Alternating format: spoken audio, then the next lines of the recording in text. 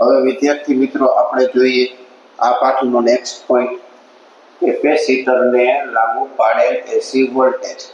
હવે આપણે જ્યારે સ્થિત વિદ્યુત સ્થિતિમાન અને કેપેસિટન્સ ચેપ્ટર બીજું ભણેલા હતા ત્યારે મેં તમને કીધેલું હતું કે કેપેસિટર શું કહેવાય, તો કે કેપેસિટર પરિપથમાં જે કમ્પોનન્ટ્સ વિદ્યુત ભારનો સંગ્રહ કરે એને શું કહેવાય? કેપેસિટર કહેવાય. કેપેસિટર એટલે કે એક પ્રકારનું સંધારક. કોનું સંધારક? વિદ્યુત ભારનું. જ્યારે કેપેસિટર વિદ્યુત ભારનો સંગ્રહ કરતું હોય છે ત્યારે કેપેસિટર ચાર્જ થતું હોય છે, અને જ્યારે એમાંથી સંગ્રહ કરેલો વિદ્યુત ભાર ઉપયોગમાં લેવાતો હોય છે ત્યારે કેપેસિટર ડિસ્ચાર્જ થતું હોય છે. તો આપણે એવા કેપેસિટરને જ્યારે પરિપથમાં જોડેલું હોય અને એસી વોલ્ટેજ લાગુ પાડેલ હોય ત્યારે વોલ્ટેજ અને પ્રવાહ વચ્ચેનો આપણે સંબંધ મેળવીએ. તો સૌપ્રથમ હું પરિપથ ડ્રો કરું છું. આ છે એસી મેન, અને આપણે કોઈ કેપેસિટર હોય પરિપથમાં માત્ર એને આપણે એસી વોલ્ટેજ લાગુ પાડેલો છે. પ્રવાહ I પસાર થઈ રહ્યો છે. તો જ્યારે કોઈ ક્ષણે કેપેસિટર પરનો વિદ્યુત ભાર Q હોય, કોઈ ક્ષણે કેપેસિટર પરનો વિદ્યુત ભાર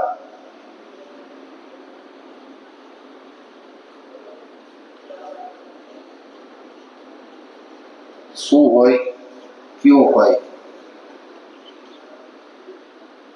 ત્યારે કેપેસિટર નું જો કેપેસિટન્સ C આપણે લઈએ તો કેપેસિટરના બે છેડા વચ્ચેનો વિદ્યુત સ્થિતિમાનનો તફાવત આપણે લખી શકીએ V is equal to Q by C.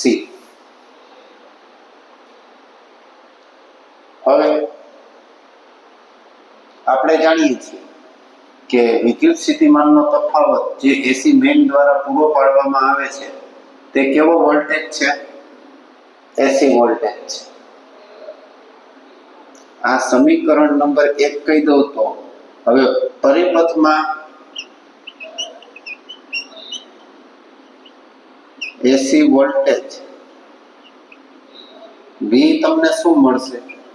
Vm sin omega t.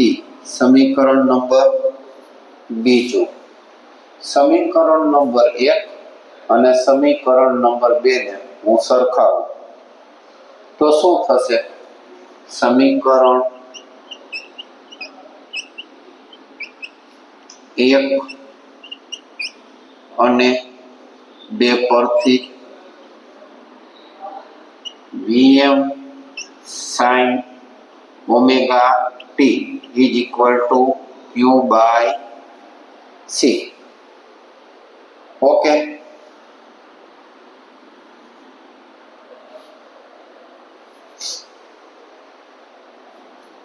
તો તેથી તમને Q શું મળશે? Q is equal to CVM sin omega t.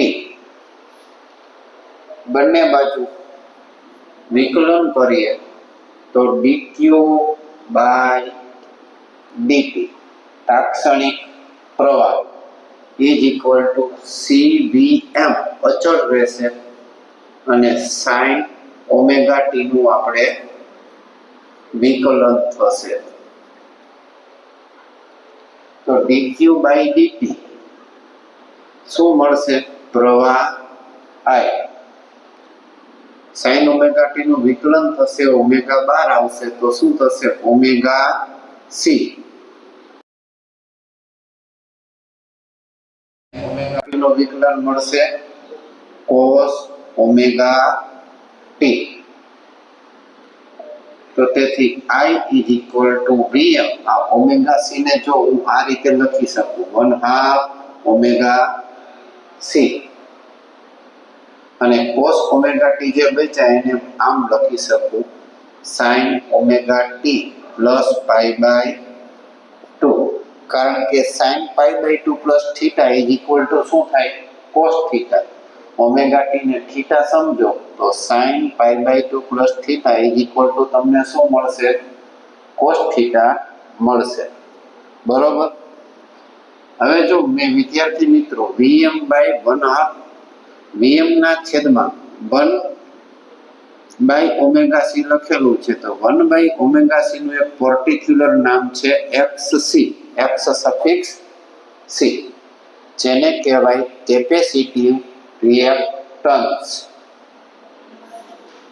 Sign omega T plus pi by 2.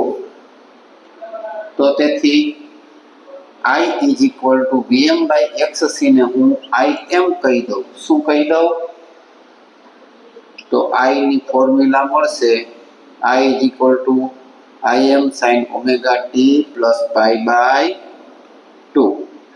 આ થયું વિદ્યાર્થી મિત્રો પરિપથમાં જ્યારે કેપેસિટરને એસી વોલ્ટેજ લાગુ પાડેલ હોય ત્યારે વોલ્ટેજ આપણને જે Vm સાઇન ઓમેગા ટી મળે છે એના અનુસંધાને પ્રવાહ મળે છે Im sine omega T plus pi by 2. હવે આ સૂત્રમાં આપણે જોઈએ કે ભાઈ XC શું લીધેલું છે તો કે 1/2 ઓમેગા સી, અને શું કહેવાય કેપેસિટિવ રિએક્ટન્સ. કેપેસિટિવ રિએક્ટન્સ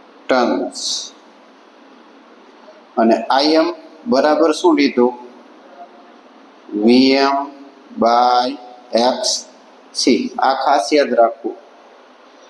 તો પરિપથમાં જ્યારે કેપેસિટર હોય અને એને એસી વોલ્ટેજ લાગુ પાડેલ હોય ત્યારે કેપેસિટર છે એ વોલ્ટેજ કરતા તમે જોઈ શકો છો અહીંયા સાઇન ઓમેગા ટી છે અને અહીંયા sine omega T plus pi by 2 છે. એટલે કે કેપેસિટરમાં પ્રવાહ વોલ્ટેજ કરતા કડામાં પાઈ બાય 2 જેટલો આગળ હોય છે. તો ફરીથી એક વખત રિવિઝન કરી લઈએ. અવરોધકને જ્યારે એસી વોલ્ટેજ લાગુ પાડેલ હોય તો વોલ્ટેજ અને પ્રવાહ સમાન કડામાં હોય. ઇન્ડક્ટરને જ્યારે એસી વોલ્ટેજ લાગુ પાડેલ હોય ત્યારે વોલ્ટેજ અને પ્રવાહ વચ્ચે પાઈ બાય 2 જેટલો તફાવત હોય, પણ પ્રવાહ કડામાં વોલ્ટેજ કરતાં પાઈ બાય 2 જેટલો પાછળ હોય. કેપેસિટરમાં જોયું કે પ્રવાહ છે કડામાં પાઈ બાય 2 જેટલો આગળ છે. તો આપણે જોયું કેપેસિટરને લાગુ પાડેલ એસી વોલ્ટેજ.